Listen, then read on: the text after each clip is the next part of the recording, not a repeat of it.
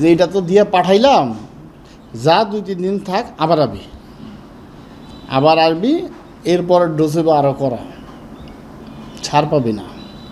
এবং তারা এমন কিছু ভয়ভীতির কথাবার্তা বলতো, এমনও বলতো যে সারা বাংলাদেশে যতগুলো মার্ডার হবে প্রত্যেকটা মামলার আসামি তুই হবি।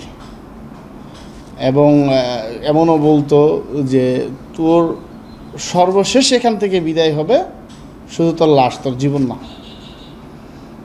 এবং এমনও সময় দেখা গেছে তারা কোনো সময় কী মেডিসিন দিচ্ছে আমি বলতে পারতাম না। আমি যখন জেলখানা থেকে বাইর হলাম তখনও আমি অনেকের নাম মনে রাখতে পারতাম না, বা কোনো একটা বিষয় নিয়ে কথাবার্তা বলতেছি, সেই বিষয়টা আমি হঠাৎ করে হারিয়ে গেছি।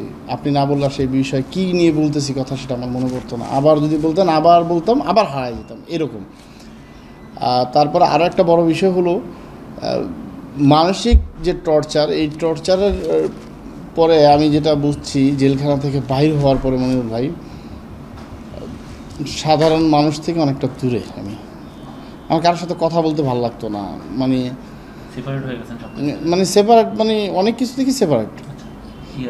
ঘর থেকে মানে আমার মনে হইতো চোখটা বন্ধ করলে সেই টর্চারটা আবার আমার উপর হচ্ছে। আপনি 7 তারিখ মুক্তি পেয়েছেন? জি, রাতে 7 তারিখ। আপনারা কবে শুনছেন যে চেঞ্জ হয়ে গেছে, মানে রেজিম চেঞ্জ হয়ে গেছে, বা শেখ হাসিনা রিজন চেঞ্জ হয়ে গেছে? এটা আমরা সম্ভবত শুনছিলাম 6 তারিখে। 5 তারিখে না, 5 তারিখে শুনিনি, 6 তারিখ শুনছি, যখন ওই যে আপনার সেনাবাহিনীর লোকজন গেল, পুরো জেলখানা যখন ঘেরাও দিল। আমাদের তো ভিতরে, হ্যাঁ, কেরানীগঞ্জে ছিলাম, আমাদের ভিতরে অলওয়েজ টাইম লক আপ থাকতো।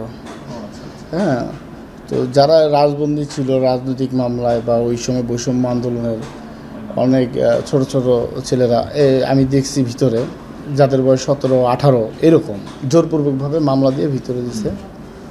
তা আমি উঠতে পারতাম না, বসতে পারতাম না, এমন একটা সিচুয়েশনের মধ্যেই সময়গুলো পার হয়েছে। তো আমি ওই সময়টাতে ম্যাক্সিমাম সময় আমার যে পাশে যারা জেলখানাতে ছিল তারা অনেকটাই সেবা যত্ন করে।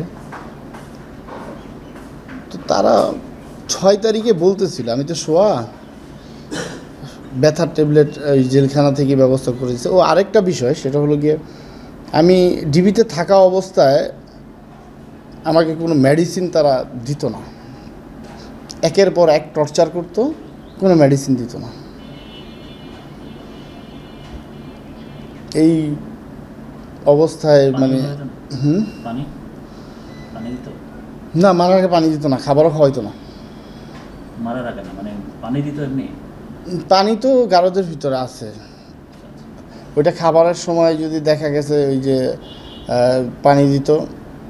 আর আমার পানি তো আসলে খুব বেশি প্রয়োজন হইতো আমার মনে হয় না, কারণ ম্যাক্সিমাম সময়গুলোতেই আমি অবস্থা পাখার মধ্যে মেঝে দিতাম। এখন 5 তারিখে 5 আগস্টে এত সারা দেশে এত কৈফল্য হলো, আপনারা কিছু জানলেন না, কিছু দেখেন নাই?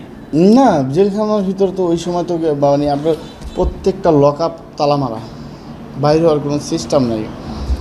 আমাকে যেদিন নিয়ে গেল জেলখানাতে, যে 5 তারিখের কথা, হ্যাঁ 5 তারিখের ব্যাপারটাই আসতেছি। আমি যখন জেলখানাতে গেলাম, জেলখানাতে যাওয়ার পরে ওই জায়গার, এর আগেও তো বেশ কয়েকবার জেলখানায় আমি গেছি রাজনৈতিক মামলায়। ওই সময় প্রেক্ষাপটটাই ছিল ভাই ভিন্ন। কোনো ওয়ার্ড থেকে কোনো ওয়ার্ডে যেতে পারবে না, বাইরের লোকজন চলাফেরা করতে পারবে না, মানে এক কথায় খাঁচার ভিতরে যেমন পাখি থাকে সেরকম ভিতরে ঢুকায় দেয় তালা মারা। মানে জুলাইয়ের মামলায় যারা গেছে, মানে ওই সময়টাতে, শুধু জুলাইয়ের মামলা না, ওই সময় এর আগেরও তো যারা আছে প্রত্যেকটা, মানে পুরো জেলখানাটারই এই অবস্থা ছিল আমার জানা মতো। আমি তো আর অন্য ওয়ার্ডে যেতে পারি না, হাঁটতে পারি না, চলতে পারি না, শোনা কথা আর কি। 6 তারিখ শুনলেন আপনারা? 6 তারিখ শুনলাম বলতে এটা মানে 10টা কি 11টা বা একটু কম বেশি, ঘড়ির সময় তো আর জানি না। কার মুখে শুনছিলেন প্রথম? ওই যে আমি যে বিল্ডিংয়ে ছিলাম, ওই বিল্ডিংয়ের পাশ থেকে দেখতেছে যে সেনাবাহিনী চতুর্থ সাইডে গাড়ি নিয়ে ঢুকতেছে। মানে না, রাস্তায় ওই যে আপনার জেলখানা থেকে রাস্তাটা দেখা যায়, যেখানে যে ওয়ার্ডটা ছিলাম আর কি আমরা, তখন আর কি একটা সময় বোঝা গেল কি ব্যাপার, কি সেনাবাহিনী আসতেছে। তখন ওই ভিতর থেকে কারারক্ষী বলতেছে শেখ হাসিনা পালাইছে। তখনই মানুষের ভিতরে একটা আনন্দ। আপনার শুনে কি মনে হয়েছিল তখন? আমি আসলে চোখের পানি ধরে রাখতে পারিনি, যে আসলে ওই সময়টা বলে বোঝানো যাবে না, এত কষ্ট, এত কিছু, শেষ পর্যন্ত শেখ হাসিনার বিদায়।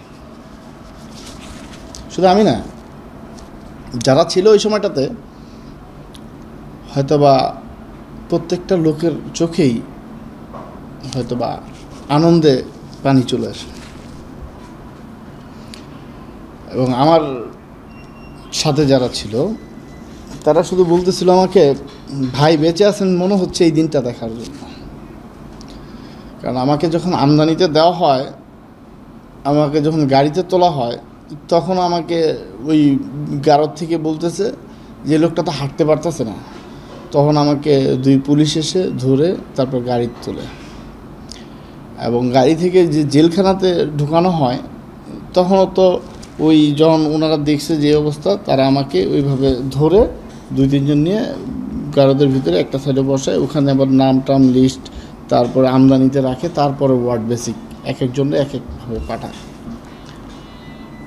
তো যেহেতু একেবারেই মানে বলা চলে কি এটাকে অসুস্থ বা চলাফেরা করতে পারে না, পঙ্গু মানুষের মতো আর কি।